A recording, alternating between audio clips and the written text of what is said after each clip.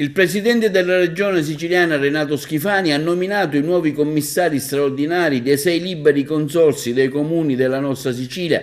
Sono tutti dirigenti generali della regione attualmente in servizio in attuazione della nuova normativa approvata all'ARS.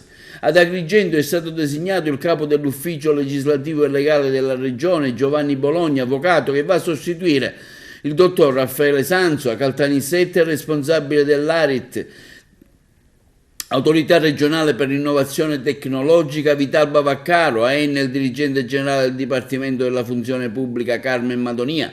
A Ragusa va il dirigente generale del Dipartimento dell'Ambiente Patrizia Valenti, mentre a Siracusa quello dei beni culturali Mario Larrocca. A Trapani infine quello del turismo Maria Concetta Antinoro. Non era possibile, sottolinea il presidente Schifani, aspettare ancora. È un mio dovere assicurare alla guida alle 6 province cui vertici sono scaduti già da 2 settimane. La scelta è caduta su alcuni dei dirigenti generali in servizio di provata esperienza, ai quali ho chiesto un ulteriore impegno, oltre all'attuale carico di lavoro che hanno come capi dei rispettivi dipartimenti.